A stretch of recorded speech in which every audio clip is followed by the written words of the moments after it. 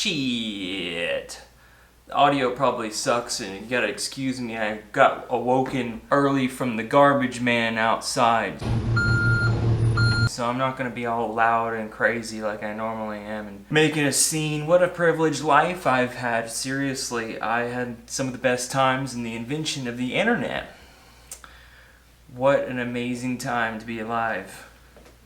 So guys, this isn't your loud, obnoxious video where I'm screaming curse words and, you know, the usual temper tantrums. That's not my thing. I'm just really upset with the current direction humanity is taking and our corrupt politicians. And everyone feels the same way, but, you know, just because I'm a doomer doesn't make this any less fascinating as hell. And most channels will admit that, who cover this, that it is the most interesting thing to happen in ever.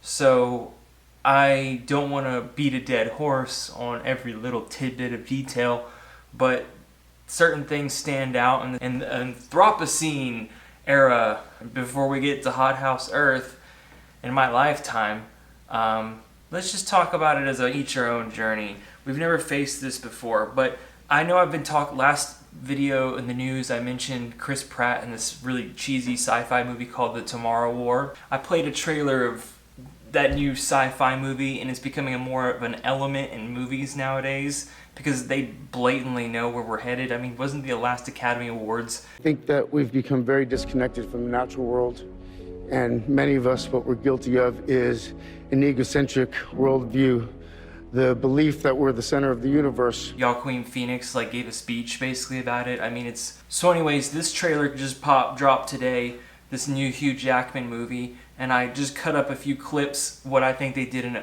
excellent job. The movie itself looks really good, and I guess in the future we'll still be thinking about half-naked Wolverine. The movie looks actually kind of good, kind of like Westworld.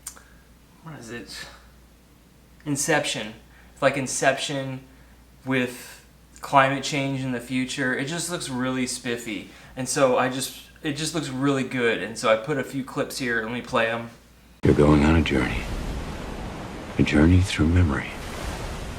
All you have to do is follow my voice. When the waters began to rise and war broke out, nothing is more addictive than the past. No, put me back. Put me back. I understand. She's moved on. Just vanished. To find. I've turned a blind eye to plenty.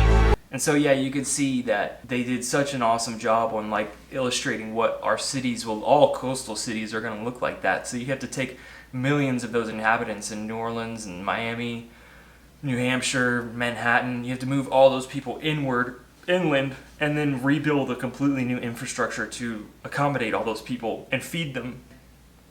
That's simply not possible.